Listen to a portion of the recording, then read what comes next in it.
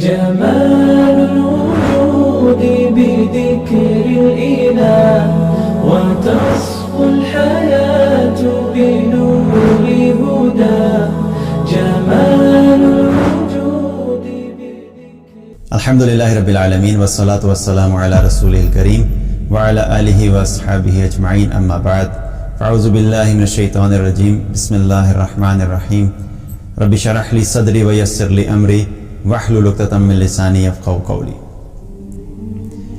ہم لوگوں نے ایک سیریز کا آغاز کیا ہے جس میں ہم لوگ ڈسکس کریں گے کہ ایک آئیڈیل مسلم جو ہے ایک مثالی مسلمان ہم کس طرح بن سکتے ہیں، کیونکہ اکثر کیا ہوتا ہے کہ ہم لوگوں کو یہ تو پتہ ہوتا ہے کہ ہم نے اچھا مسلمان بننا ہے، خواہش ہوتی ہے، لیکن اچھا مسلمان بننے کے لیے وہ کیا کریکٹرسٹکس ہیں، وہ کیا کیا چیزیں مجھے کرنی پڑیں گی کہ اگر میں وہ کروں گا، وہ اعمال کروں گا یا کروں گی تو تب ہم اچھے مسلمان بنیں گے۔ اور کئی دفعہ ذہن میں ایک رف سا آئیڈیا ہوتا ہے اور ہم اپنے اندازے سے کچھ نہ کچھ کوشش کر رہے ہوتے ہیں، مثال کے طور پہ چلو نماز پڑھ لی، زکوٰۃ کر دے دی، صدقہ کر دیا، تو کچھ اعمال تو ہمیں پتہ ہوتے ہیں، لیکن ایک جو آئیڈیل مسلم ہے، جو ایک مثالی مسلمان ہے، وہ صرف 2-4 اعمال اس کی زندگی میں نہیں، تو اس کی پوری زندگی اس طریقے سے گزرتی ہے کہ وہ ہر طریقے سے اپنے لیے بھی، اپنے ارد گرد کے لوگوں کے لیے بھی، اور اللہ سبحانہ تعالیٰ کے ساتھ بھی اس کا ایک تعلق جو ہے وہ خیر کا ہی ہوتا ہے، اور لوگوں کے لیے بھی خیر کا معاملہ کرتا ہے، اور اللہ کے ساتھ بھی ایک ایسا تعلق ہوتا ہے کہ جس کے ذریعے سے وہ اپنی دنیا اور آخرت دونوں کو بہترین طریقے سے گزارنے کی کوشش کرتا ہے۔ اور وہ جو اعمال ہیں وہ کیا ہیں، ان کے اوپر ہم ایک ایک کر کے بات کریں گے اور انشاءاللہ کوشش کریں گے جو میکسیمم ہم کور کر سکتے ہیں۔ اور یہ اعمال سارے اوبویسلی ہم لوگ جو بھی قرآن اور سنت سے ہمیں پتہ لگتا ہے، ہم اس کی بنیاد کے اوپر یہ اعمال اپنی زندگی میں لانے کی کوشش کریں گے تاکہ ہم لوگ وہ چیزیں ان پہ عمل کر سکیں اور ہم ایک اچھا مسلمان بن سکیں۔ آج ہم اسی سلسلے میں جس ٹاپک پہ بات کریں گے جو ہمارے لیے ضروری ہے، وہ ہے اللہ کی پہچان۔ ایک مسلمان کے لیے سب سے اہم چیز کیا ہے کہ وہ اس ذات کو پہچانے کہ جس نے اسے اس دنیا میں بھیجا ہے۔ اب اللہ کی پہچان جو ہے اس وقت تک نہیں ہو سکتی جب تک اللہ کا علم نہیں ہو۔ کسی چیز کے بارے میں، کسی چیز سے آپ کو محبت یا اس سے الفت یا اس سے اٹریکشن یا اس سے اٹیچمنٹ اسی وقت ہوتی ہے جب آپ کو اس چیز کے بارے میں کچھ نہ کچھ انفارمیشن ہوتی ہے۔ لیکن اگر آپ نے کبھی صرف ایک نام سنا ہوا ہے اور نام سے آگے ہمیں پتہ ہی نہیں کہ وہ چیز ہے کیا، تو آپ اس چیز کے بارے میں کبھی بھی اٹریکٹ نہیں ہو سکتے۔ اسی طریقے سے اللہ سبحانہ تعالیٰ کا ہم نے نام سنا ہوا ہے اور ہمیں صرف چند صفات پتہ ہیں تو ہماری اللہ سے محبت ہو نہیں سکتی۔ اس لیے ہم اللہ سبحانہ تعالیٰ کی پہچان کے بارے میں بات کریں گے، اور آج کے لیکچر میں چونکہ ہم بہت ڈیٹیل میں بات نہیں کر سکتے کیونکہ اللہ تعالیٰ کی تعریف، اللہ کی قدرت کے بارے میں بات کرنا شروع کی جائے تو وہ اس کے بارے میں اللہ تعالیٰ نے قرآن میں بتایا کہ جو سمندر ہیں، سمندر کے پانی سیاہی بن جائے اور اس سیاہی سے اللہ کی تعریف بیان کرنا شروع کی جائے، لکھنی شروع کی جائے، تو وہ سیاہی ختم ہو جائے گی، خشک ہو جائے گی، لیکن تمہارے رب کی تعریف ختم نہیں ہوگی۔ تو وہ تو ایک لامحدود ہے، اس کو ایک لیکچر میں تو کور نہیں کیا جا سکتا، لیکن مقصد اس لیکچر کا ہے کہ ہمارے اندر ایک شوق پیدا ہو جائے کہ ہم اللہ کے بارے میں جاننے والے بن جائے، اور ہمارے اندر ایک شوق ہو کہ ہم اللہ کے بارے میں زیادہ سے زیادہ علم حاصل کریں، کیونکہ جتنا زیادہ انسان اللہ کے بارے میں جانتا چلا جاتا ہے اتنی ہی انسان کی محبت اللہ سے بڑھتی چلی جاتی ہے۔ اللہ تعالیٰ ہے کون؟ اس کائنات کو بنایا کس نے؟ اللہ ہے۔ اگر اس کائنات کا جائزہ لیا جائے تو ہم لوگ بحیثیت انسان اگر دیکھیں تو انسان دنیا کے مقابلے میں کیا ہے؟ ایک ذرے کی طرح ہے۔ دنیا سے مراد میری ارتھ جو زمین ہے، زمین پہ انسان ایک ذرے کے برابر ہے۔ اگر آپ ایک انسان کو زمین پہ کھڑا کریں اور اس کا کمپیریزن کریں تو آپ کو یوں لگے گا کہ ایک ذرہ ہے، نظر بھی نہیں آئے گا زمین کے مقابلے میں، یعنی ہمارا سائز جو ہے زمین کے مقابلے میں بالکل ایک ذرے کے برابر ہے۔ یہ جو زمین ہے سورج کے مقابلے میں بہت چھوٹی ہے۔ سورج زمین سے کتنا بڑا ہے؟ 12 لاکھ گنا بڑا ہے۔ 12 لاکھ زمینوں کو اکٹھا کیا جائے تو ایک سورج بنتا ہے، تو 12 لاکھ کے درمیان میں ایک جو ہے وہ کتنی سی ہوگی زمین؟ تو زمین سورج کے مقابلے میں ایک ذرے کے برابر ہے، اور سورج جو ہے زمین سے 9 لاکھ 9 करोड़ 30 लाख मील के मुकाबले पे है, 93 मिलियन माइल्स के डिस्टेंस के ऊपर है, फासले के ऊपर है। और ये फासला जो है अल्लाह सुब्हानहू तआला ने मेंटेन किया हो कि ज़मीन को सूरज से कितने फासले पे रखना है ताकि इस ज़मीन पे आबाद होने वाले जो इंसान हैं वो इतने करीब सूरज के ना आ जाएं कि जल के ख़त्म हो जाएं, और इतने दूर ना चले जाएं कि ये लोग सर्दी से जम के ख़त्म हो जाएं। तो ये फासला भी अल्लाह ताला ने मेंटेन किया हुआ है। और ज़मीन एक ही वक्त में रोटेट भी कर रही है और रिवॉल्व भी कर रही है, और ये जब से कायनात बनी है उस वक्त से ज़मीन रोटेट कर रही है और रिवॉल्व कर रही है, और एक सर्टेन डिस्टेंस के ऊपर रोटेट कर रही है और रिवॉल्व कर रही है, और डिस्टेंस अपनी जगह से ज़रा से मिलीमीटर भी आगे पीछे नहीं होती। इतना एक्यूरेटली अल्लाह सुब्हानहू तआला ने इसके ऑर्बिट को बनाया जो कि सूरज के ज़मीन घूमती है, और वो ऑर्बिट इतना एक्यूरेट है कि बीच में कोई कनेक्शन नहीं है। हमें किसी भी चीज़ को किसी सेंटर पॉइंट के गिर्द घुमाना पड़े तो हमें उसे कहीं ना कोई कनेक्शन देना पड़ता है। वर्चुअली हवा में नहीं घूमती, लेकिन ये ज़मीन खला में घूम रही है और अल्लाह सुब्हानहू तआला ने वो एक्यूरेट डिस्टेंस जो इसका मेंटेन किया। सूरज के मुकाबले में ज़मीन क्या है? ज़र्रा। इसी तरीके से सूरज से जब हम आगे जाते हैं, आप अपने सोलर सिस्टम से बाहर निकलते हैं, तो कुछ ऐसे स्टार्स हैं जिनका साइज सूरज से भी बड़ा है। एक स्टार है जिसका नाम है म्यूसिफाई, उसका साइज सूरज से 1650 टाइम्स बड़ा है, 1650 गुना बड़ा है। यानी 1650 सूरज इकट्ठे किए जाएं तो वो एक सितारा बनता है, और उसकी रोशनी जो है वो 38,000 टाइम्स ब्राइटर देन सन, यानी सूरज से भी 38,000 गुना ब्राइट है। ये भी जो है इसी कायनात में मौजूद है। इसी तरीके से ये सूरज और ये तमाम जो है सब हमारा में एक गैलेक्सी के अंदर है हम लोग। ये सूरज सारा सोलर सिस्टम गैलेक्सी के मुकाबले में एक जर्रा है, गैलेक्सी के मुकाबले में एक जर्रा है। और फिर गैलेक्सीज भी जो हैं, जिस गैलेक्सी में हम लोग हैं, हमारी गैलेक्सी मल्टीपल गैलेक्सीज इस तरह की मौजूद हैं। हमारी गैलेक्सी उन तमाम गैलेक्सीज के मुकाबले में एक जर्रा है। अब आप सोचिए कि हम लोग एक जर्रे के बराबर हैं और अल्लाह ताला ने इतनी वसी कायनात को बनाया है, तो जिस रब ने इतनी बड़ी कायनात को बनाया तो वो रब खुद कैसा होगा, वो अल्लाह खुद कैसा होगा। और फिर कायनात को बनाया और बनाने के बाद अल्लाह ताला ने इसको छोड़ नहीं दिया, बनाया भी अल्लाह ने और चला भी अल्लाह ही रहा है। और इस कायनात का जो सेंटर पॉइंट है, इस कायनात का सेंटर पॉइंट क्या है कि हम साइज में तो एक जर्रे से भी कम है, लेकिन इस पूरी कायनात का सेंटर अल्लाह ने इंसान को बनाया। 7 अरब इंसान मौजूद हैं इस वक्त दुनिया में तकरीबन, और 7 अरब इंसान एक किस्म के हैं, 7 अरब जर्रे हैं। अब इस कायनात को जरा आप ज़हन में रखें कि इस कायनात में कितनी सारी चीजें हैं जिनके बारे में अल्लाह ताला ने जिनको बनाया और अल्लाह उनका इल्म रखता है। उस कायनात में हम बिल्कुल एक जर्रे के बराबर हैं, और 7 अरब जर्रे समझ लीजिए आप, 7 अरब इंसान जो 7 अरब जर्रों के बराबर हैं। और अल्लाह सुब्हानहू तआला क्या कहता है कि इन 7 अरब इंसानों के दिलों में जो ख्याल उठता है मैं उनको भी जानता हूं। इन्नहु अलीमुम बिज़ातिस सुदूर, कि तुम्हारे सीनों में उठने वाले जो ख्यालात हैं उनका भी इल्म रखता है। और किसी एक के बारे में नहीं कह रहा, वो कहता है 7 अरब के 7 अरब इंसान एक ही वक्त में हर जगह पे मुख्तलिफ किस्म की चीजें सोचें और मुख्तलिफ जुबानों में सोचे। ज़ाहिर है जब इंसान सोचता है तो हर तरह की मुख्तलिफ जुबानें होती हैं इंसानों की, हर एक अपने हिसाब से सोच रहा होता है। और इंसान की जो सोच होती है, हम लोग जब सोचना शुरू करते हैं ना, हमारा सोचने की स्पीड बहुत तेज होती है। हम एक ही वक्त में कई हजार सोचें जो है वो हमारे दिमाग में प्रोसेस हो रही होती हैं। एकदम से स्कूल की सोच आएगी, फिर कॉपी की सोच आएगी, फिर बुक की सोच आएगी, फिर घर की सोच आएगी, फिर फ्रेंड की सोच आएगी, ऑफिस की सोच, कितनी सारी सोचें चल रही होती हैं और वो सेकंड्स के अंदर चेंज हो रही होती हैं। वो जो हमारी थॉट प्रोसेस सेकंड्स के अंदर भी चेंज हो रहा होता है, अल्लाह ताला कहता है कि मैं तुम्हारे उस सेकंड्स के अंदर चेंज होने वाली चीज़ों को भी मैं जानता हूँ, और एक के नहीं 7 अरब लोगों के लिए जानता हूँ। तो जो इतना ताकतवर रब है, उसको अगर हम ना पहचाने तो फिर हम तो अपनी ज़िंदगी में नाकाम हो गए। सारी दुनिया की इंफॉर्मेशन हमारे पास मौजूद हो, अल्लाह के बारे में ना पता हो तो हम तो नाकाम हो गए, क्योंकि जिसने हमें बनाया हम उसी को नहीं पहचान सके। और बनाने वाला जो है, बनाने के बाद अल्लाह सुब्हानहू तआला ने अभी जो अल्लाह की जो अल्लाह के बारे में इल्म है, हमें वो इल्म आएगा कहाँ से, उसका सोर्स क्या है। मैनेजमेंट की बुक्स में हम जाएंगे तो हमें तो नहीं पता लगेगा अल्लाह कौन है। टेक्नोलॉजी की बुक्स पढ़ते रहें وہ تو نہیں ہمیں بتائیں کہ اللہ کون ہے. میڈیکل کی بکس پڑھتے رہیں, وہ تو نہیں بتائیں کہ اللہ کون ہے. اللہ کے بارے میں ہمیں علم ملے گا قرآن سے.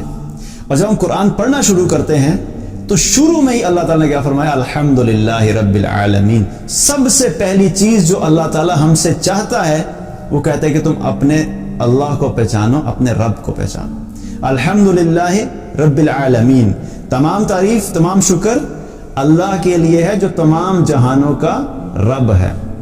تو میں نے آپ کو بھی جو گیلیکسیز کا بتایا, اللہ تعالیٰ یہ دعویٰ نہیں کر رہا کہ جو زمین کا رب ہے, جو انسان کا رب ہے, یا جو سورج کا رب ہے, بلکہ اللہ سبحانہ تعالیٰ ہمیں کیا بتا رہا ہے کہ تمام جہانوں کا رب ہے. اب اس جہانوں میں آپ جو کچھ بھی اس وقت موجود ہے کائنات کے اندر, اس کا ایک ایک ذرہ جو ہے اس کے بارے میں اللہ تعالیٰ کیا فرما رہا ہے کہ اس کا رب اللہ ہے. رب العالمین, عالمین کا رب ہے, تمام جہانوں کا رب ہے.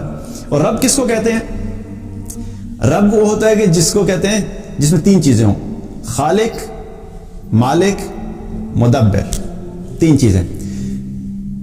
خالق کیا ہے؟ مینوفیکچرر یا کریٹر. مالک کیا ہے؟ آنر. اور مدبر کیا ہے؟ پلانر. اب انسان یا ہم کوئی بھی چیزیں دیکھیں تو ہم لوگ کئی دفعہ ایسا ہوتا ہے کہ کوئی کریٹر تو یا مینوفیکچرر تو ہوتا ہے لیکن وہ آنر نہیں ہوتا. گاڑی کی ایگزامپل ہم نے پہلے بھی بات کی تھی. جو کار ہوتی ہے, گاڑی بنانے والا کوئی اور ہے, وہ مینوفیکچرر ہے لیکن وہ آنر نہیں ہوتا. جب وہ بیچ دی جاتی ہے گاڑی تو وہ آنرشپ چینج ہو جاتی ہے. اچھا, جو آنر ہوتا ہے وہ آنر تو ہوتا ہے لیکن کئی دفعہ وہ پلانر نہیں ہوتا. اس کی مینٹیننس وہ خود نہیں کر رہا ہوتا, کئی دفعہ اس نے ڈرائیور رکھا ہوتا ہے, کسی ورک شاپ میں جاتا ہے, اس گاڑی کو مینٹین کر رہا ہوتا ہے, مینٹین کوئی اور کر رہا ہے. لیکن اللہ سبحانہ تعالیٰ جب اس کائنات کو بنایا, ان تمام جہانوں کو بنایا, تو اللہ تعالیٰ کیا فرماتا ہے کہ ان تمام جہانوں کا رب اللہ ہے. ان کو بنایا بھی تمہارے رب نے, ان کا مالک بھی وہی ہے اور ان کو چلا بھی وہی رہا ہے. سورج کو بنانے کے بعد یہ نہیں ہوگا کسی اور کو ذمہ داری دے دی کہ آپ سورج کو دیکھو, میک شور کرنا کہ سورج ٹائم پہ نکلے. جو ہماری جو زمین گھوم رہی ہے یہ رسپانسبلٹی کسی اور کو نہیں دے دی کہ میک شور کرنا کہ زمین جو ہے اپنے ایک سرٹن ڈائمینشنز کے ساتھ روٹیٹ بھی ہوتی رہے اور ریوالو بھی ہوتی رہے. اور یہ بنانے کے بعد ایسا بھی نہیں ہے کہ ادھر ایسا ہوتا ہے کہ بنا تو لیتے ہیں لوگ, بنا لیتے ہیں کوئی چیز لیکن بنانے کے بعد ان کے کنٹرول سے باہر ہو جاتی ہے. لیکن اللہ تعالیٰ نے اس کائنات کو بنایا اور اتنا پریسائز بنایا کہ جس طریقے سے بنایا وہ آج تک اسی طریقے سے چل رہی ہے. یعنی کنٹرول بھی اللہ سبحانہ تعالیٰ کا پورے طریقے سے پوری کائنات کے اوپر ہے. تو وہ کیا ہے؟ وہ اللہ ہمارا رب ہے. یہ وہ اللہ ہے جس کو ہم نے پہچاننا ہے کہ جو اتنا طاقتور ہے اور اپنی قدرت میں اتنا طاقتور ہے اللہ کہ کئی ایسی چیزیں جن کو ہم سمجھتے ہیں کہ امپاسبل ہے وہ ہمیں پاسبل کر کے دکھا دیتا ہے. آگ میں کوئی چیز ڈالی جائے تو آگ کیا کرتی ہے؟ اس چیز کو جلا دیتی ہے. لیکن اللہ تعالیٰ ہمیں یہ بتانا چاہتا ہے کہ تمہارا رب اتنا طاقتور ہے کہ کوئی بھی چیز اس کے حکم کے بغیر نہ فائدہ دے سکتی ہے نہ نقصان دے سکتی ہے. ابراہیم علیہ السلام کو جب آگ میں ڈالا گیا تو ہونا کیا چاہیے تھا کہ آگ میں جانے کے بعد ابراہیم علیہ السلام جل جاتے, کیونکہ آگ میں جو بھی چیز جاتی ہے وہ جل جاتی ہے.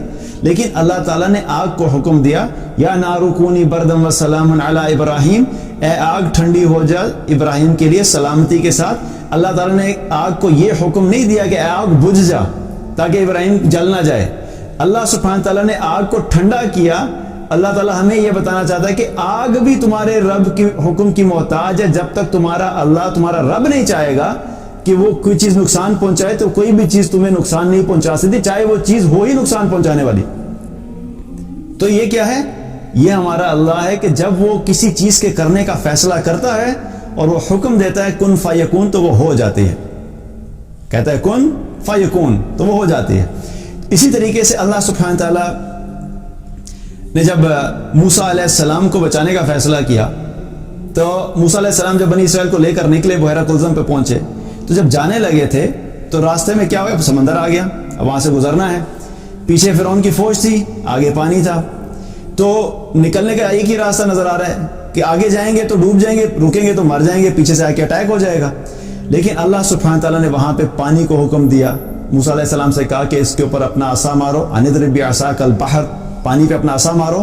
تو جب پانی پہ عصا مارا تو پانی پھٹ گیا, پانی کھڑا ہو گیا, بالکل ایسے کھڑا ہو گیا جیسے جمی ہوئی, جیسے برف جمتی ہے تو کھڑا ہو جاتا ہے, اس طریقے سے پانی کھڑا ہو گیا. لیکن وہ جمع ہوا نہیں تھا, اللہ تعالیٰ نے اس کو اسی طریقے سے کھڑا کر دیا.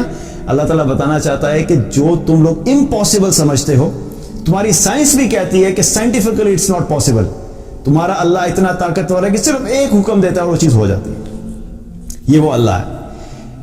تو اللہ تعالیٰ ہر چیز پہ قدرت بھی رکھتا ہے, رب بھی وہی ہے اور قدرت بھی ہر چیز پہ رکھتا ہے. انہ علی کل شیء قدیر, ہر چیز پہ وہ قدرت رکھتا ہے. کوئی ایسی چیز زمین میں پوری کائنات میں ایسی نہیں ہے جو اللہ تعالیٰ کے لیے امپاسبل ہے. وہ اللہ سبحانہ تعالیٰ کے ایک حکم کی وجہ سے جو بھی چیز اللہ تعالیٰ کرنا چاہتا ہے وہ ہو جاتا ہے. اسی طریقے سے جو زندگی اور موت کا معاملہ ہے, زندگی اور موت بھی کیا ہے, ہم لوگ تو اکثر یہ کہتے ہیں کہ فلاں جگہ جائیں گے تو یار وہاں نہ جانا, وہاں پہ مرنے یہ نہ ہو کہ مر جائیں, موت نہ آ جائے. انسان اپنے آپ کو محفوظ رکھنے کی کوشش کرتا ہے. ٹھیک ہے, ہمیں یہ ہمارا دین بھی ہمیں یہ سکھاتا ہے کہ ہم نے اپنے آپ کو جان بوجھ کے کسی ایسی سچویشن میں نہیں ڈالنا کہ جو بالکل خودکشی والی ہو. لیکن حقیقت کیا ہے کہ جب اللہ تعالیٰ کسی کو زندہ رکھنے کا فیصلہ کرتا ہے تو اس کو کوئی موت نہیں دے سکتا, اور جب اللہ موت دینے کا فیصلہ کر دیتا ہے تو کوئی زندگی نہیں دے سکتا. ہوا یحیی و یمیت, وہی ہے جو کہ زندگی کے فیصلے بھی کرتا ہے اور موت کے فیصلے بھی وہی کرتا ہے. ابراہیم علیہ السلام نے اللہ تعالیٰ سے ایک دفعہ فرمایا, ربی ارنی کیف تحیی الموتى, یا اللہ مجھے تو دکھا دے کہ تم مردوں کو کیسے زندہ کرے گا.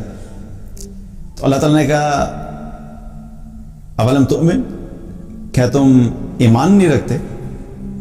تو وہ کہنے لگے قال بلا, نہیں ایمان تو میں رکھتا ہوں, ولکن لیطمئن قلبی, میں اپنے دل کے اطمینان کے لیے دیکھنا چاہتا ہوں. کبھی کبھی ایسا ہوتا ہے نا کہ انسان کو یقین تو ہوتا ہے کسی چیز پہ, لیکن ایک شوق ہوتا ہے انسان کے اندر کہ میں ذرا پروسیس دیکھنا چاہتا ہوں کہ وہ ہوتا کس طریقے سے. تو اللہ تعالیٰ نے کہا اچھا ٹھیک ہے, تم ایک کام کرو, 4 پرندوں کو لے کر آؤ اپنے پاس, 4 پرندے اکٹھے کرو, اور جب وہ ان 4 پرندوں کو اپنے ساتھ مانوس کر لو.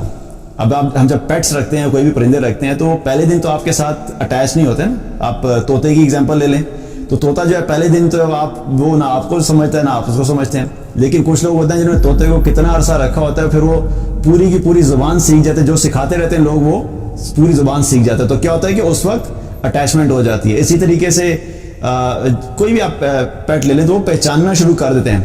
تو وہ کیا ہوتا ہے, ایک انسیت ہو جاتی ہے کہ اپنے ساتھ ان کے قریب کر لو, مانوس کر لو. 4 پرندے لیے, اور جب وہ مانوس ہو گئے تو پھر اللہ تعالیٰ نے کہا کہ ان کو ذبح کرو. 4 پرندے ذبح کیے ابراہیم علیہ السلام نے. اچھا, اس کے بارے میں چونکہ مفسرین کی مختلف رائے ہیں, تو میں آپ کو ایک مفہوم کے طور پہ بتانا چاہ رہا ہوں یہ بات کہ اللہ سبحانہ تعالیٰ جو ہم سمجھتے ہیں ایک امپاسبل, جو کمپلیکس سے کمپلیکس سچویشن بھی ہوتی ہے, اللہ تعالیٰ وہ بھی کر کے دکھا دیتا ہے.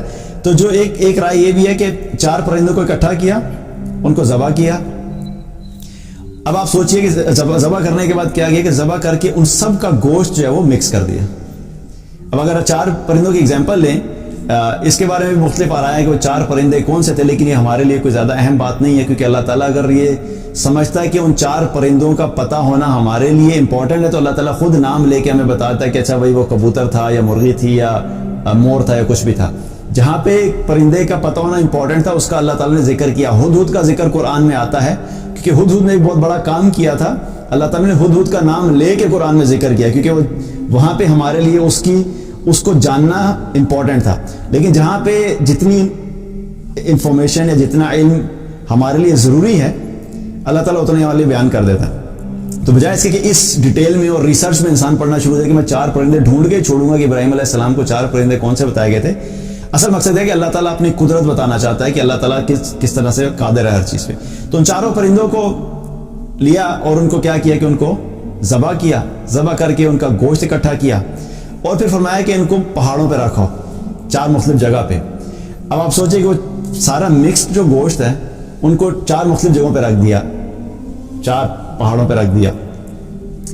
اب آپ سوچیں کہ میں آپ سے یہ کہوں کہ ایگزامپل کے طور پہ ہم بات کرتے ہیں, ایک چکن ہے, ایک مرغی ہے, ایک کبوتر ہے, ایک طوطا ہے اور ایک مور ہے, مثال کے طور پہ. اب ان 4 کا جب گوشت آپ مکس کریں گے, کاٹ کے مکس کر کے, اور کچھ جگہ پہ تو یہ بھی آتا ہے کہ بالکل چھوٹا چھوٹا کر دیا, مطلب جسے ہم کہتے ہیں کیما کر دیا, اس حد تک بھی کچھ روایات آتی ہیں. تو جب ان کو مکس کر کے آپ کسی ایک جگہ ڈال دیں گے, تو اب میں آپ کو سارا کیما بنانے کے بعد مکس کرنے کے بعد آپ کو, اب آپ مجھے ذرا اس میں سے نکال کے دو کہ اس میں سے چکن کا پیس کون سا ہے اور کبوتر کون سا ہے, مور کون سا ہے, تو ذرا مجھے الگ کر کے بتاؤ. تو ہم لوگ الگ کر سکتے ہیں؟ نہیں کر سکیں گے, ہمیں سمجھ ہی نہیں آئی کہ یار یہ کس کا ہے. چلیں مان بھی لیا کہ سائنٹیفکلی کوئی بہت ہی ایڈوانس قسم کی ہم نے ٹیکنالوجی لگا کے ہم نے وہ الگ کر بھی لیے, لیکن ان کو پھر میں کہوں گی ان کو ذرا زندہ کر کے بتاؤ، تو ہو سکتا ہے؟ نہیں ہو سکتا۔ اللہ تعالیٰ نے کہا کہ چاروں جگہ پہ رکھو، 4 جگہ پہ رکھنے کا پھر اللہ تعالیٰ نے ابراہیم علیہ السلام سے کہا کہ اب تم ان کو بلاؤ اپنے پاس، تو یہ تمہارے پاس دوڑتے ہوئے آئیں گے۔ ابراہیم علیہ السلام نے جب آواز دی ان پرندوں کو، تو وہ سارے پرندے اس گوشت میں سے ہر پرندے کا جو حصہ تھا جہاں پہ وہ سب اپنی جگہ پہ اکٹھا ہوا، اور وہ پرندہ اپنی اصلی شکل میں ہو کے وہ چاروں پرندے ابراہیم علیہ السلام کے پاس آ گئے۔ تو یہ اللہ سبحانہ تعالیٰ ہمیں بتانا چاہتا ہے کہ تمہارا رب اتنا طاقتور ہے کہ جو چیز تم امپاسبل سمجھتے ہو وہ بھی کر سکتا ہے۔ تو جو مردہ کو زندہ کر سکتا ہے، زندہ کو مردہ کر سکتا ہے، تو جب فیصلہ اسی کا ہے تو ہم لوگوں کو کیا کرنا ہے کہ ہم نے اپنا تعلق اس کے ساتھ اتنا اسٹرانگ کرنا ہے کہ جب بھی ہم ہو، چاہے زندگی کی سچویشن ہو یا موت کی سچویشن ہو، ہم نے اس کے ساتھ اپنا تعلق ٹھیک رکھنا ہے تاکہ ہم لوگ کامیاب لوگوں میں شامل ہوں۔ تو یہ ہمارا رب ہے جو کہ اتنا طاقتور ہے کہ زندگی اور موت کے فیصلے اللہ ہی کرتا ہے۔ اسی طریقے سے اللہ سبحانہ تعالیٰ نے ایک اللہ سبحانہ تعالیٰ کی قدرت اور اللہ سبحانہ تعالیٰ کی رحمت کے متعلق ایک حدیث ہے، صحیح بخاری کی روایت ہے، جس میں نبی صلی اللہ علیہ وسلم نے فرمایا، ایک شخص کا ذکر کیا۔ آپ صلی اللہ علیہ وسلم نے فرمایا کہ تم لوگوں سے پہلے ایک شخص گزرا ہے، ایک انسان تھا جس نے جو اللہ سے بڑا ڈرتا تھا، اور جب موت کا وقت اس کا قریب آیا تو اس نے اپنے بیٹوں سے کہا کہ جب میں مر جاؤں تو تم اس طرح کرنا کہ میری لاش کو جلا دینا، اور جب لاش کو جلا دو گے تو جلانے کے بعد جب ہڈیاں رہ جائیں گی تو ہڈیوں کو بھی جلا دینا، اور پھر ان ہڈیوں کو جلانے کے بعد بالکل پیس دینا، پیس کے راکھ بنا دینا۔ ابھی جو راکھ ہوتی ہے، آپ نے اگر دیکھا ہوگا کہ جب باربیکیو ہم کرتے ہیں تو باربیکیو کرنے کے بعد جو آخر میں کوئلوں کے آخر میں کیا ہوتی ہے، ایک راکھ بن جاتی ہے، ایش ہوتے ہے جسے ہم کہتے ہیں، رائٹ؟ یہ بہت ہی باریک بھی ہوتی ہے اور بہت ہلکی بھی ہوتی ہے۔ سینڈ جو ہے، سینڈ ہیوی ہوتی ہے، لیکن یہ ایش جو ہے، جو راکھ ہے، اس کے مقابلے بہت باریک ہوتی ہے اور بہت ہلکی ہوتی ہے۔ تو جب وہ راکھ بن جائے تو اس نے کہا کہ جب راکھ بن جائے تو پھر ایک تیز آندھی والا دن جب ہو، اس آندھی والے دن میں اس راکھ کو لینا اور اس آندھی میں اڑا دینا۔ تو اس کے جب وہ مر گیا تو اس کے بیٹوں نے یہی کیا، آندھی والے دن میں اس راکھ کو اڑا دیا، اور جب اس راکھ کو اڑا دیا تو اللہ تعالیٰ نے حکم دیا کہ اس کو زندہ کرو۔ جب اللہ تعالیٰ نے حکم دیا تو وہ ساری راکھ اکٹھی ہو کے دوبارہ سے وہ انسان بن گیا۔ اب آپ سوچئے کہ جب راکھ اڑتی ہوگی تو ایسا تھوڑی ہے کہ وہ چند 500 میٹر کی رینج میں ہوگی یا 1 کلومیٹر کی رینج میں ہوگی، پتہ نہیں کتنا ایسا راکھ اڑتے اڑتے کئی دفعہ تو کئی شہروں میں چلی جاتی ہے۔ اللہ نے حکم دیا تو حکم دینے کے بعد وہ انسان اسی طریقے سے اپنی اصل حالت میں بن کے اللہ تعالیٰ کے سامنے کھڑا ہو گیا۔ اب اللہ تعالیٰ کے سامنے جب کھڑا ہوا تو اللہ تعالیٰ نے اس سے سوال کیا، لما فعلت ذلک، لما فعلت ذلک، یہ تم نے کیوں کیا؟ یعنی یہ تم نے اپنے بیٹوں کو کیوں کہا تھا کہ مجھے جلا کے راکھ میں کر دینا؟ تو وہ کہنے لگا من خشیتک، یا اللہ آپ کے ڈر کی وجہ سے کیا تھا، کیونکہ میرے پاس کوئی عمل نہیں تھا، مجھے یہ ڈر تھا کہ آپ جب میرے پہ قدرت پا لیں گے تو مجھے بڑا عذاب دیں گے، کیونکہ میں نے اپنی زندگی میں کوئی نیک اعمال کیے نہیں تھے۔ تو کہنے لگا من خشیتک، یا اللہ میں آپ کے ڈر کی وجہ سے، آپ کے خوف کی وجہ سے میں نے اپنے بچوں کو یہ کہا تھا۔ تو اللہ تعالیٰ نے کیا اس کے ساتھ معاملہ کیا، فغفر له، فغفر اللہ له، اللہ تعالیٰ نے اس کو معاف کر دیا۔ کس وجہ سے؟ خشیت کی وجہ سے اللہ تعالیٰ نے اس کو معاف کر دیا، کیونکہ اس کے دل میں اللہ کا ڈر تھا۔ اور یہاں پہ اللہ سبحانہ تعالیٰ میں کیا دکھا رہے کہ اللہ تعالیٰ کی قدرت ایک طرف اتنا طاقتور ہے کہ تمام ذرات کو اکٹھا کیا اور اکٹھا کر کے پورا وہی انسان بنا دیا، اتنا طاقتور اللہ ہے۔ اور دوسری طرف دوسری ایکسٹریم اللہ کی کہ اتنا طاقتور ہونے کے باوجود صرف اللہ کا خوف ہونے کی وجہ سے اللہ تعالیٰ نے کہا کہ جاؤ میں نے تمہیں معاف کیا۔ یہ اللہ سبحانہ تعالیٰ کی قدرت دیکھیے کہ اتنا طاقتور اور ساتھ ہی اتنا رحیم۔ تو یہ ہمارا رب ہے، اور یہ اللہ سبحانہ تعالیٰ نے قرآن میں بھی اسی چیز کا ذکر کیا۔ ایک طرف تو اللہ تعالیٰ اپنی قدرت کے بارے میں بات کرتا ہے کہ کتنا طاقتور ہے، کیا کیا کچھ کر سکتے ہیں۔ تو میں نے صرف چند ایگزامپلز آپ کے سامنے رکھی۔ قرآن اور احادیث کے اندر اللہ کی قدرت اور اللہ کی طاقت کے بارے میں واقعات بھرے پڑے ہیں۔ ایک طرف اللہ اتنا قدرت رکھتا ہے، اور دوسری طرف اگر ہم اللہ کے نام دیکھیں تو اللہ تعالیٰ کے ناموں میں بہت سے نام ہیں، 99 نیمز ہیں۔ ان میں سے القہار بھی ہے، الجبار بھی ہے، المتکبر بھی ہے۔ یہ نام ہے اللہ کے، ہیبت والے نام ہے اللہ تعالیٰ کے۔ لیکن جب اللہ تعالیٰ نے ہم جب اللہ کے بارے میں جاننا شروع کرتے ہیں اور ہم چاہتے ہیں کہ اللہ کے بارے میں پہچانیں کہ اللہ ہے کون ہے، تو ہم نے کیا بات کی تھی کہ ہم قرآن سے ہمیں جانیں کہ اللہ تعالیٰ ہے کون ہے. تو جب اللہ تعالیٰ نے قرآن میں اپنا تعارف کیا تو اللہ تعالیٰ نے القہار سے اپنا تعارف نہیں کروایا، الجبار سے اپنا تعارف نہیں کروایا، المتکبر سے اپنا تعارف نہیں کروایا، بلکہ کن ناموں سے تعارف کروایا؟ الرحمن الرحیم. تمہارا رب رب العالمین ہے، پوری کائنات کو چلا رہا ہے، پوری کائنات کا ذرہ ذرہ تمہارے رب کا محتاج ہے، اور اللہ تعالیٰ جانتا ہے ایک ایک ذرے کے بارے میں، لیکن اتنا طاقتور ہونے کے باوجود تمہارا رب الرحمن الرحیم ہے. ڈرنا نہیں، اپنے رب سے گھبرانا نہیں ہے، تم نے پریشان نہیں ہونا، اس کی اطاعت میں آ جاؤ تو بڑا رحمان الرحیم ہے. اتنا طاقتور تمہارے ساتھ ہو جائے گا، اتنا طاقتور تمہارا دوست بن جائے گا.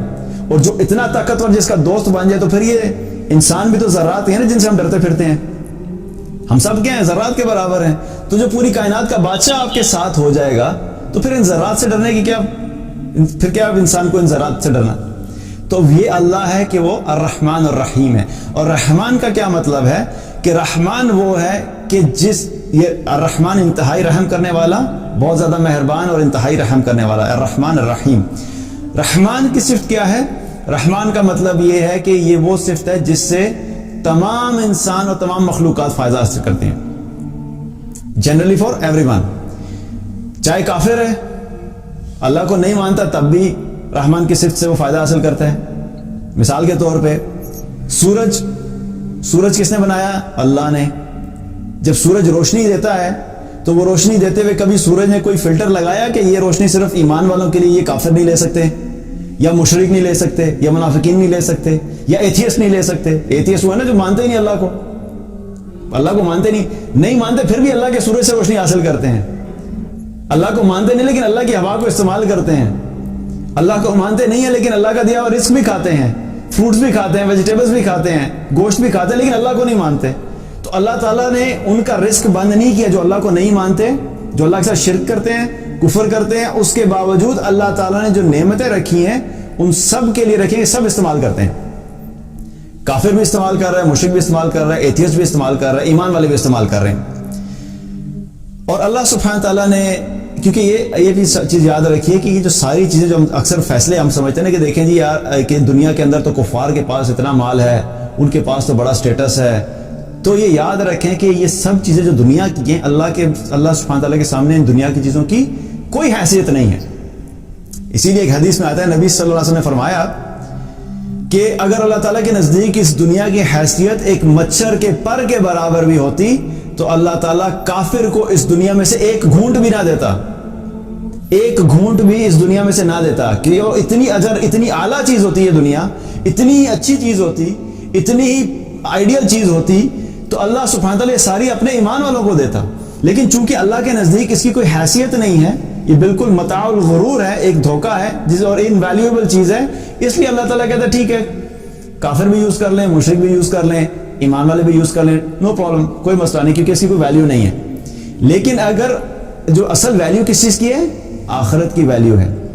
تو رحمان کی صفت ایمان والوں کے لیے بھی ہے، مشرکین کے لیے بھی ہے، کافر کے لیے بھی دنیا کے اندر. رحیم کی صفت صرف ایمان والوں کے لیے. اور رحیم کی صفت کب استعمال کرے گا اللہ تعالیٰ؟ آخرت میں. اصل جو ہماری ضرورت ہے وہ ہے آخرت میں. اب ایمان والوں کے لیے ون ون سچویشن ہے. جو لوگ ایمان پہ ہیں وہ اللہ تعالیٰ کی رحمان کی صفت سے بھی دنیا میں فائدہ حاصل کرتے ہیں، اور جو لوگ ایمان پہ ہیں وہی لوگ ہوں گے جو رحیم کی صفت سے اللہ تعالیٰ کی آخرت میں بھی فائدہ حاصل کریں گے. لیکن جب یہ قیامت قائم ہوگی اس وقت یہ رحمان کی صفت سے فائدہ حاصل کرنے والے جو کفار، مشرکین، ایتھیسٹ ہیں، یہ لوگ اس وقت ان کا تعلق ختم ہو جائے گا، ان کا فائدہ حاصل کرنے کا سلسلہ ٹوٹ جائے گا. اب ایمان والوں کا فائدہ شروع ہوگا جو رحیم کی صفت ہے، جو قیامت میں استعمال کرے گا اللہ تعالیٰ. اللہ تعالیٰ نے عرش کو بنایا، عرش کا سایہ قیامت والے دن. عرش کے سائے کے نیچے کون لوگ ہوں گے؟ ایمان والے. کافر، مشرک عرش کے سائے کے نیچے نہیں ہوں گے. جب پیاس لگے گی، حوض کوثر کا اللہ تعالیٰ نے انتظام کیا. حوض کوثر سے پانی کون پئیں گے، کون فائدہ حاصل کریں گے؟ ایمان والے. ایمان والے. کوئی کافر مشرک تو نہیں جا سکتا حوض کوثر کے اوپر. اسی طریقے سے جب اللہ سبحانہ تعالیٰ جب حساب کرے گا تو کفار کا بھی حساب ہوگا، مشرکین کا بھی حساب ہوگا، منافقین کا بھی حساب ہوگا، ایمان والوں کا بھی حساب ہوگا۔ ایمان والوں کے ساتھ اللہ تعالیٰ نے کیا معاملہ کیا کہ ایک حدیث میں آتا ہے، اس کا مفہوم ہے کہ اللہ تعالیٰ جب حساب لینے لگے گا تو ایک ایمان والے کو اپنے پاس بلائے گا قیامت کے دن، ایمان والے کو اپنے پاس بلائے گا، اور اپنے پاس بلانے کے بعد مخلوق کے درمیان اور اللہ تعالیٰ اور ایمان والا اس طرف اور مخلوق اس طرف، بیچ میں پردہ حائل ہو جائے گا، بیچ میں پردہ ہو جائے گا۔ اب مخلوق کو نہیں پتا، جو باقی لوگ ادھر کھڑے ہیں ان کو نہیں پتا کہ یہ کیا کمیونیکیشن ہو رہی ہے اس ایمان والے کی اور اللہ تعالیٰ کے درمیان میں۔ اللہ تعالیٰ اس ایمان والے سے کہے گا تم نے وہ فلاں گناہ کیا تھا؟ وہ کہے گا ہاں یا اللہ کیا تھا۔ پھر اللہ تعالیٰ کہے گا اچھا وہ والا گناہ تمہیں یاد ہے تم نے کیا تھا؟ کہے گا اللہ یاد ہے بالکل کیا تھا۔ پھر ایک اور گناہ گنوائے گا، کرتے کرتے اللہ تعالیٰ گناہ گنواتا چلا جائے گا اور یہ اپنے گناہوں کا اعتراف کرتا چلا جائے گا کہ اللہ یہ بھی کیا تھا، یہ بھی کیا تھا، یہ بھی کیا تھا۔ اب جب یہ سب کہتا چلا جائے گا تو اس کو یقین ہو جائے گا کہ اب میرا بچنا جو ہے ناممکن ہے، اب نہیں میں بچ سکتا، کیونکہ اتنے گناہ، ایک تو ہوتا ہے نا کہ انسان نے گناہ کیا ہو اور پتہ نہ لگے تو انسان کہتا ہے، دنیا میں یہ ہوتا ہے نا، غلطی کی، گناہ کیا اور جس سے بچنا تھا اس سے بچ کے بندہ کہتا ہے بچت ہوگی، اس کو پتہ نہیں لگا۔ تو دنیا میں تو بچ سکتا ہے انسان، آخرت میں تو نہیں بچ سکتے۔ اللہ تعالیٰ کو تو ایک ایک چیز کا پتہ ہے۔ اب جب وہ وہاں پہ کہے گا تو اس کو پتہ لگے کہ اللہ کو تو پتہ ہے سارے گناہوں کا، تو وہ سمجھے گا کہ اب یقینی طور پہ میری ہلاکت یقینی ہے کہ اللہ کو اتنے میرے گناہوں کا پتہ ہے تو میں تو نہیں کامیاب ہو سکتا۔ تو جب سارے گناہوں کا اعتراف کر لے گا تو اللہ تعالیٰ اس سے کیا فرمائیں گے کہ اے میرے بندے، میں نے دنیا میں تیرے گناہوں پہ پردہ ڈالے رکھا، میں آج بھی تیرے گناہوں پہ پردہ ڈالے رکھوں گا۔ اور پھر فرشتے سے کہے گا، فرشتوں سے فرمائے گا اللہ تعالیٰ کہ اس کا حساب کتاب بند کرو، اور اللہ تعالیٰ اس کو کہے گا یہ کامیاب ہو گیا اور یہ جنت میں چلا جائے گا۔ لیکن کس وجہ سے؟ کون ہے؟ ایمان والا۔ ایمان والے، یہ رحیم کی صفت ہے اللہ کی کہ اللہ تعالیٰ اتنے گناہوں کے باوجود جو ایمان والے ہیں، جنہوں نے اپنی زندگی ایمان کے مطابق گزاری اور اطاعت کے مطابق گزاری۔ اب یہاں پہ یہ بھی چیز سمجھنا بڑی ضروری ہے کہ ہم اکثر سمجھتے ہیں کہ بس خالی کلمہ پڑھ لیا تو ہم ایمان والے ہو گئے۔ میں نے کہیں پہ بھی مسلمان کا لفظ استعمال نہیں کیا، ایمان والے۔ مسلمان تو کلمہ پڑھ لیا مسلمان ہو گئے، لیکن فیصلے ایمان پہ ہوں گے، اسلام کے اوپر نہیں ہوں گے۔ اسلام کے اوپر ایک الٹیمیٹلی یہ ضرور ہوگا کہ مسلمان الٹیمیٹلی ضرور جنت میں چلا جائے گا، لیکن ایمان والوں کے ساتھ اللہ تعالیٰ خاص معاملہ کرے گا۔ اس لیے جس نے اطاعت والی زندگی گزاری ہوگی، جس نے اللہ کو پہچان کے زندگی گزاری ہوگی، اسی چیز کے بارے میں وہی ہوگا جو کہ آخرت میں بھی اللہ تعالیٰ کی رحیم کی صفت کا جو ہے وہ مستحق بنے گا۔ تو یہ کیا ہے کہ اللہ سبحانہ تعالیٰ کی ذات کو پہچاننا ہماری دنیا کی بھی ضرورت ہے، آخرت کی بھی ضرورت ہے۔ اور اگر ہم اللہ کو نہیں پہچانیں گے، اچھا کچھ ایسے اعمال ہوتے ہیں کہ مسلمان، اب دیکھیں گے کہ مسلمان اعمال تو کر رہے ہوتے ہیں، نیک اعمال کر رہے ہوتے ہیں، نماز بھی پڑھ رہے ہوتے ہیں، اور قرآن کی تلاوت بھی کر رہے ہوتے ہیں، صدقہ بھی کر لیتے ہیں، صدقہ خیرات بھی ہو جاتا ہے، لیکن اللہ کو نہیں پہچانتے، اللہ کے بارے میں علم نہیں ہے۔ تو کیا ہے کہ اس عمل کے اندر وہ طاقت نہیں ہوگی، وہ یقین نہیں ہوگا، وہ خشیت نہیں ہوگی، وہ خشوع نہیں ہوگا، وہ اللہ کی محبت نہیں ہوگی جو کہ اللہ کے بارے میں جان کے اللہ کے لیے عمل کرنے میں ہوتی ہے۔ ایک عمل ہے اللہ کو جانے بغیر عمل کرنا، اللہ تعالیٰ اس کو بھی قبول کرے گا انشاءاللہ، اگر اخلاص سے اللہ کے لیے کیا ہے، نماز اللہ کے لیے پڑھے تو قبول تو ہوگا۔ لیکن ایک نماز ہے اللہ کو جانے بغیر نماز پڑھنا، اور وہ کیا ہوتے ہیں، وہ بس نماز ہو پڑھ لیتی ہیں لیکن اس سے اللہ سے تعلق نہیں بنتا۔ اور ایک نماز وہ ہوتی ہے کہ جس کے بارے میں نبی صلی اللہ علیہ وسلم نے فرمایا کہ میری نماز میری آنکھوں کی ٹھنڈک ہے۔ تو جب آنکھوں کی ٹھنڈک والی نماز ہوتی ہے، پھر اس کا جو اثر ہوتا ہے اور اس کا جو افیکٹ ہوتا ہے مختلف ہوتا ہے، کیونکہ اللہ کو جب ہم پہچان کے عمل کرتے ہیں اس کے اندر ہمارے عمل کے اندر بھی طاقت ہوتی ہے، اس سے ہمیں سکون بھی زیادہ ملتا ہے، اس سے ہمیں ایمان کی طاقت بھی بڑھتی ہے، یقین کی طاقت بھی بڑھتی ہے۔ لیکن یہ سب اس وقت ہوتا ہے جب ہم اللہ کے بارے میں جانیں گے کہ اللہ ہے کون ہے۔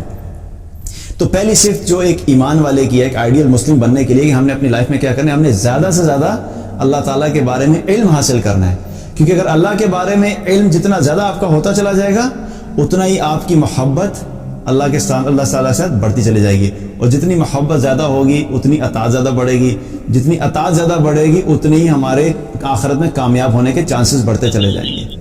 تو اللہ تعالیٰ سے دعا ہے کہ اللہ تعالیٰ ہم سب کو اپنی ذات کا علم عطا فرمائے، اور اللہ سبحانہ تعالیٰ ہم سب کو کامل یقین عطا فرمائے، اور اللہ سبحانہ تعالیٰ ہم سب کے ساتھ دنیا اور آخرت میں بہترین معاملہ فرمائے۔ بارک اللہ علیہ ولکم۔ السلام علیکم ورحمۃ اللہ وبرکاتہ۔